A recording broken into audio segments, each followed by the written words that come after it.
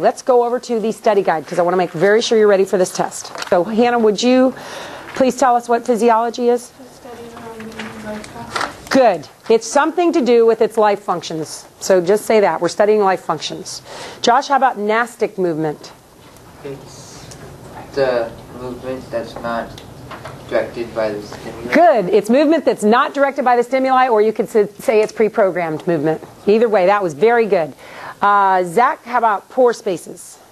The spaces in the soil that determine how much water can be done. Good, good. So it's just the holes in the soil, and it does determine those other things. Thank you. Michaela, loam? Gravel, sand, silt, clay, and Good. Just right. Thank you. Cohesion, please, Jonathan. It's the water sticking together. Good. Even against pressure, it will stick together. Thank you. Translocation. The process of liquid through the phloem. Very good. Something moving through the phloem. And you do have to know for this test what you find in the phloem, which would be sugar or organics. And then in the xylem, you're going to definitely say water and minerals. Okay? And remember that the xylem can be dead, you know, but the phloem has to be alive. Josh? Chemicals that circulate throughout multicellular organisms. Thank you. So something about chemicals that regulate growth would probably be good. You're right, though. They're multicellular organisms. Daniel, how about phototropism? Growth response to light. Good. It's growing towards the light. Thank you very much. How about gravitropism? Growth response to gravity. Good. And how about thigmotropism? Growth response to touch. Good. Thank you. Perfect flowers? Flowers that have both the male and female parts. Thank you. Imperfect flowers? Flowers with only the male or the female part. Good. It either has one or the other. Thank you. Pollination? transferring pollen grains from the anther to the carpel. Good. Getting it from the anther to the carpel. Let's see, we're up to double fertilization. Fertilization process that requires two sperm to fuse with two other cells. Good. So something about two sperm fertilizing two other cells. Thank you very much. Michael? An oval with a protecting coating encasing a mature plant embryo and nutrient source. Okay, so a seed is a ovule. You could say there that you have a embryo and food and a coating or something if you want to describe it that way. Tim? A fruit is the mature ovary that holds us. Good. It's the mature ovary around the seeds. So number 2, please, Christina. Name the 4 processes of which plants require water. Which of these processes can neglect for a short amount of time? I actually don't know this one. Okay, this was photosynthesis, turgor pressure, hydrolysis, and transport. And the one that it can do without for a while is turgor pressure. Because it can wilt, and if you give it water, it'll still come back and survive, won't it? Okay? Ryan? A biologist studies 2 plants. The flowers of the first plant open each morning and close each night. The second plant's flowers stay open all the time. However, if the plant is placed so that one of its sides is in the shade and the other is in the sunlight, the plant will eventually grow so that all of its leaves point towards the sunlight. Which plant is using nastic movement and which is using phototropism? Yeah, and that's a long one, isn't it? Yeah. So what'd you say there? The first plant is nastic movement and the second is phototropism. Just right. Just right. Remember, if it's going towards a stimuli or if it's stimuli oriented, then it's going to be tropism rather than the nastic. Okay, DJ. I don't.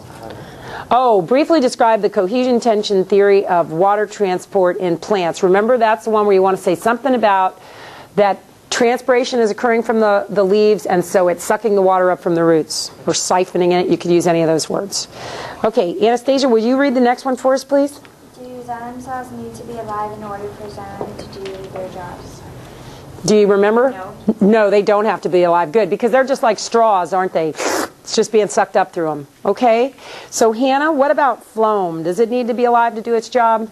Yes. And the reason that is to actually make sure the nutrients are distributed to the other cells. Josh?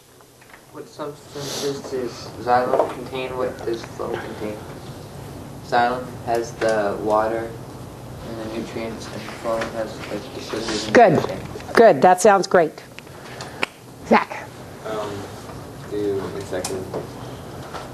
Insectivorous. plants really eat insects? No, they just break them down for energy and nutrients. Good. Very good. Thank you. Number 9, please. From a genetic point of view, what is the difference between vegetative reproduction and sexual reproduction in plants? Vegetative reproduction have offspring that are identical to the parent, while sexual reproduction is similar to the parent. Good. So the vegetative, they're identical genetically to the parent, whereas the sexual reproduction, they're not identical. Thank you. Yes? Can you just say like vegetative like is asexual? Hang on. Well, but you're making a comparison between the two, and the second word is sexual, so I don't think so. I think you need to say a little more than that. That's a good question, though. Jonathan? Oh, I have a question. Oh, yes, Michael. I said vegetative makes plantlets, and then the sexual makes pollen and pollen. Okay, the question, though, specifically said from a genetic point of view. So he's looking there for that vegetative is the same genetically and sexual is slightly different. That is specifically what he's looking for there, because he said from a genetic point of view. Okay? Jonathan. A gardener says that one limb of his crab apple tree now produces normal-sized apples. What must the gardener have done to make this happen?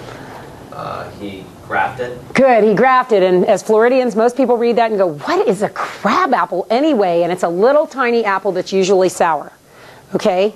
So just in case you're wondering, just want to turn you on to that piece of information. All right, Isaac. What is the male reproductive organ of a flower? What is the female reproductive organ? The male is the stamen or the anther, and then the female is the carpel. Good, he's looking specifically for the stamen, because remember that the stamen is made up of the filament and the anther. Okay? Good. Josh. Yeah, why are the pollen grains and embryo sacs of flowers sometimes considered the gamete? Oh, skip that one. Go to the next one. What 2 types of cells are found in a pollen grain? Tube nucleus. Yeah, and then... And the sperm cell. You don't have to know that alteration of generations for this test, and it is so confusing. Let it go. Okay? Just do yourself a favor. Memorize scripture. Let that go. Yes? What's the answer for 13? The answer for 13 is the tube nucleus and the sperm cell. Okay? All right. Thank you, Josh. Didn't mean to throw you off like that. I just didn't catch it fast enough. Daniel? Typically, how many cells are in the embryo sac? How many of them get fertilized? 7, and then 2 of them get fertilized. Good. 7 in the embryo sac. Remember, you have the big double and then the 6 individuals. And then the how many get fertilized, that's that double fertilization, so it would be 2. On 15, you're going to have to identify all the parts of the flower, and I already warned you, know the functions of the structures, know the function of the cotyledon before germination. So in other words, that's to provide nutrients for the baby plant. Okay? So then we're up to 16. Go ahead, Kobe, 16. What structures compose the parts A, B, and C from the drawing of the carpel? Good, the carpel, thank you. What structure is composed of parts F and G from the drawing of stamen? Good, thank you. Jason, we're back to you. What's the difference between pollination and fertilization? I wasn't sure. I just said that the pollinization was pollen actually made it to the carpel, and the fertilization is when it made it into the ovary. Good. The actual sperm cell made it into the ovary. That's good. You're right on, Jason. All right, John? How many sperm cells are used in plant fertilization? Typically 2. 2. Thank you very much. Katie?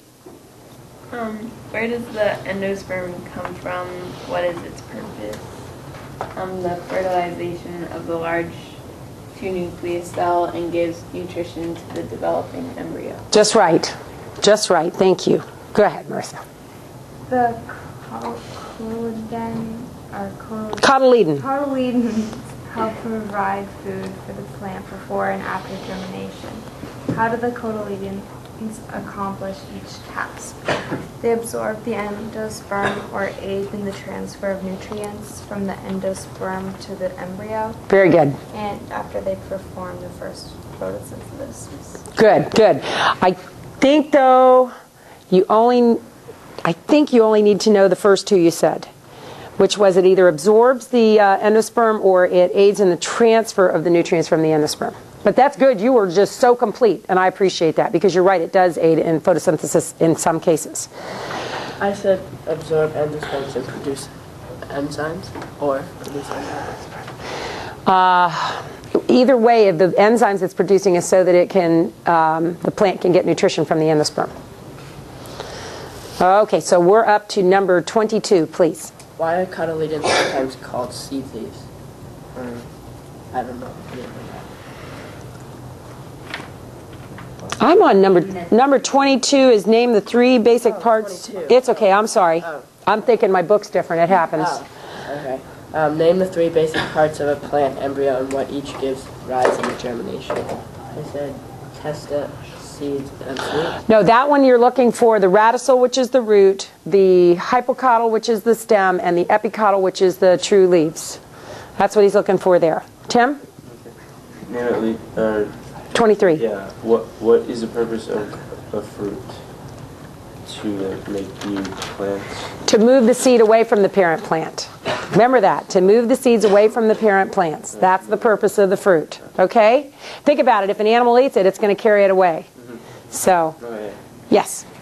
Name at least 3 ways in which pollen is transferred from the stamens of one flower to a carpel of another. This was where you said we could say bat and then butterfly. Good. And the bee. Very good. So wind, bat, butterflies, moths, beetles, bees. Start naming things. Yeah, name things. It's very good. Okay. I don't think I'd go with the frogs, though. All right. Ryan, would you do the last one, please? Why are cotyledons sometimes called seed leaves? Because they form leaf-like structures if they end up rising above ground with seeding. Thank you. You're going to take your test, study, and then take your test, grade it,